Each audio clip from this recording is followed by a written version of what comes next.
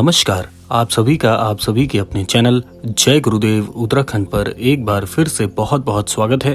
हिंदू धर्म में भगवान श्री राम की मर्यादा के गुणों का गान करने वाले श्री रामचरितमानस का विशेष महत्व है। रामचरितमानस की हर चौपाई और मंत्र लोगों को अच्छी सीख तो देते ही हैं, वहीं कुछ चौपाइयां ऐसी भी हैं जिसे करने मात्र से व्यक्ति जीवन में चाहे कितना भी बड़ा संकट क्यों ना आ जाए, उसे उससे तुरंत छुटकारा मिल जाता है। ऐसे में आज हम आपको श्री रामचरितमानस की कुछ ऐसी ही चौपाइयों के विषय में बताएंगे जिसके अभ्यास करने से आपके जीवन में बड़ा बदलाव तो होगा ही, साथ साथ आपकी सभी मनोकामनाएं भी अवश्य पूरी होंगी।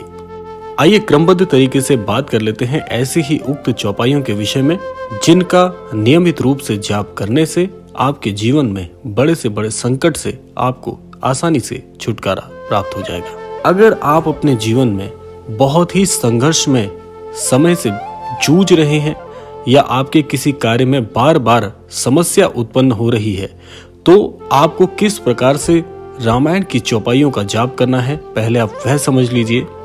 सबसे पहले यदि आप ये मन में नियत कर चुके हैं कि आप श्री रामायण जी की चौपाइयों का जाप करना प्रारंभ कर रहे हैं, तो उसके लिए विधि यह है, यदि आप जीवन में आर्थिक स्थिति मजबूत करना चाहते हैं या आपकी आर्थिक स्थिति अच्छी नहीं चल रही है, तो आपको किस चौपाई का किस विधि से जाप करना चाहिए, आइए समझ लेते हैं।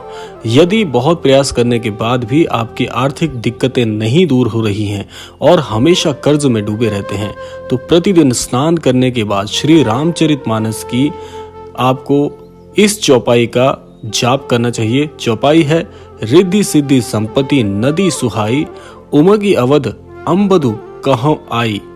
इस चौपाई का यदि आप कम से कम 21, 51 या 108 की क्रम में इसका जाप करते हैं, तो आपके जीवन से आर्थिक स्थिति बहुत आसानी से दूर हो जाती है।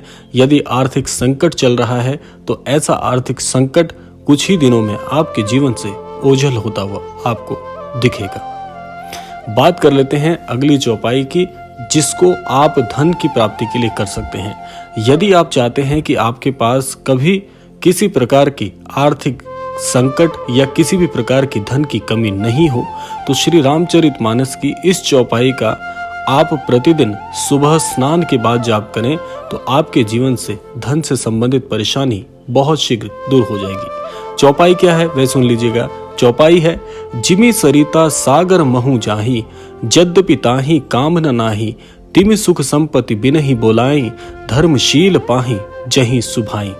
इस चौपाई का यदि आप कम से कम 51, 21 और 108 की संख्या में जाप करते हैं प्रतिदिन, तो बहुत शीघ्र आपको धन की प्राप्ति होती है। आपके जीवन में चल रहे बड़े से बड़े संकटों से आपको बड़ी आसानी से मुक्ति मिल जाती है। यदि जीवन में सुख संपत्ति की आपकी कमी है, आप चाहते हैं कि आपके जीवन में सुख और संपत्ति की प्राप्ति हो, तो आपको क्या करना चाहिए, आइए बात कर लेते हैं। यदि आपके तमाम कोशिशों के बावजूद भी आपके जीवन से जुड़े दुख दूर नहीं हो रहे हों, आपके जीवन में सुख संपत्ति की कमी चल रही हो, तो आप रामचरितमानस की इस चौपाई का हर मंगलवार को सुबह स्नान करने के बाद जाप करते हैं, तो आपके जीवन में सुख संपत्ति की कभी कमी नहीं रहती है। चौपाई क्या है वह आप सुन लीजिएगा। चौपाई है, जे सकाम नर सुनहि जगावहि, सुख संपत्ति नाना विधि पावहि।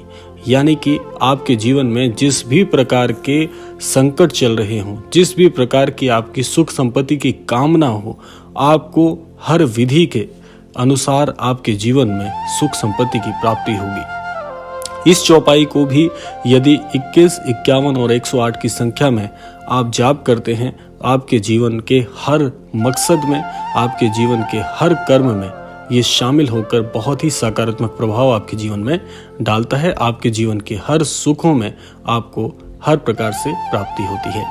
बात कर लेते हैं मनोरथ सिद्धि के लिए कौन सी आपके लिए चौपाई है और कैसे ये करना है, आइए जान लेते हैं।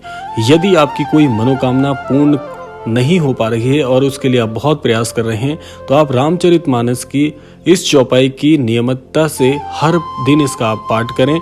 ऐसी मान्यता है कि जो मनोरथ मन में रखकर आप नियमित इस चौपाई का जाप करेंगे, तो आपकी वो हर मनोकामना अवश्य 100% पूर्ण होगी।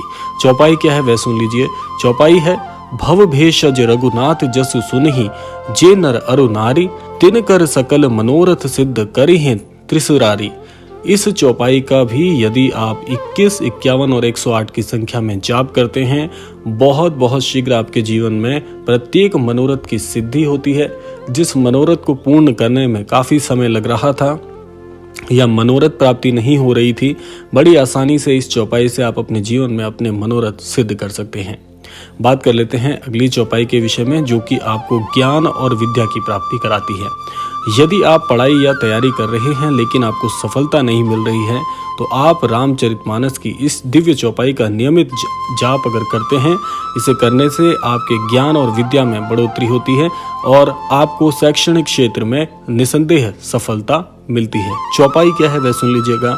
चौपाई है, गुरु ग्रह गए पढ़न रघुराई, अल्पकाल विद्या सब आई। इस चौपाई का यदि कोई भी विद्यार्थी या कोई भी ऐसा साधक जो अपने मन में किसी बड़ी परीक्षा आदि की तैयारी को उत्तीर्ण करने के लिए प्रयास कर रहा है, तो कम से कम 21, 51 और 108 की संख्या में प्रतिदिन इस चौपाई को करने से ऐसे विद्यार्थी को, ऐसे साधक को हर क्षेत्र में सफलता मिलना निसंदेह तय हो जाता है और ऐसा अनन्य साधक अपने जीवन में हर परीक्षा में निसंदेह उत्तीर्ण भी होता है और ऐसे साधक का, ऐसे छात्र का हर क्षेत्र में नाम भी होता है।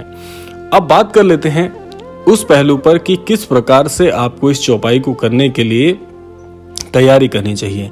इन चौपाइयों को करने से पहले कुछ नियमों का आपको अवश्य ज्ञान होना चाहिए। सबसे पहले जब भी आप श्री रामचरितमानस की इन चौपाइयों का जाप करेंगे, तो आपको सुनिश्चित कर लेना है कि बिना स्नान किए हुए या स्नान आदि और नित्य कर्मों से मुक्त हुए बिना आप इन चौपाइयों का कभी भी जाप ना करें, क्योंकि ऐसा करने से आपको इनके दिव्य फलों की प्राप्ति नहीं हो पाती है। दूसरा, अवश्य आपको आसन पर बैठकर ही इन दिव्य चौपाइयों का जाप करना चाहिए। पीले रंग का आसन या लाल रंग के आसन का आप चुनाव कर सकते हैं। जिस भी स्थान पर बैठ के आप इन चौपाइयों का जाप करें, तो यह आपको सुनिश्चित कर लेना चाहिए कि वह स्थान पवित्र हो और ऐसे स्थान पर आपको किसी भी प्रकार की बाधा नहीं आनी चाहिए। यानी कि ऐसे स्थान का चुनाव करें जो पवित्र हो और ज्यादातर इस बात का ध्यान रखें कि यदि आप अपने मंदिर के कक्ष में या जहां पर भी आपका पूजनीय मंदिर स्थान है, वहां पर बैठकर अगर आप इन चौपाइयों का जाप करते हैं, तो सबसे उपयुक्त स्थान वही हो सकता है, क्योंकि सबसे पवित्र स्थान भी वही माना जाता है।